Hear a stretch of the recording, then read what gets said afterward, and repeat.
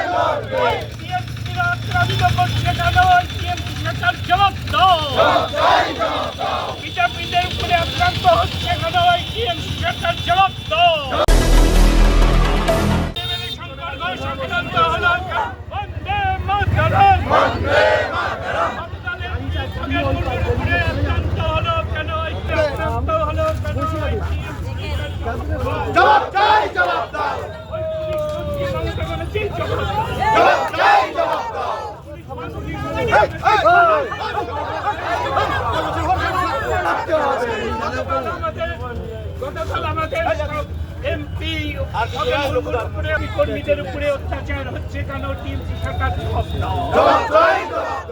BJP কর্মীদের উপরে অত্যাচার হচ্ছে কেন?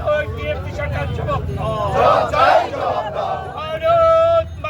ভারত মাতা কে বিজেপি বিজেপি বিজেপি জিন্দাবাদ জিন্দাবাদ জিন্দাবাদ। বিজেপি এমপি এবং বিজেপির এমএলএদের যেভাবে তৃণমূলের হারমাত্রা এবং সংখ্যালঘু মুসলিমরা যেভাবে ভারতীয় জনতা পার্টির সাংসদ এবং এমপিদের এমএলএদের যেভাবে গাড়ি ভাঙচুর মারধর করছে, তারই প্রতিবাদে আমরা আজকে রাজারহাট নিউটাউন মণ্ডল 2 এর পক্ষ থেকে জ্যোতিনগর ব্রিজের উপর আমরা রাস্তা অবরোধ করেছি এবং আমরা চাই আগামী দিনে তৃণমূলের এই সন্ত্রাস দিদির গোয়ের বাছুরদের অবিলম্বে যদি গ্রেপ্তার না করে এই অঞ্চলে আমরা ভয়ঙ্করভাবে আন্দোলন করব এবং তৃণমূলের বিরুদ্ধে এবার মানুষ এগিয়ে আসুক, আমরা এটাই চাই। ক্যামেরায় বিশ্বজিৎ বিশ্বাসের সঙ্গে আমি রিঙ্কি, নিউজ কলকাতা 24।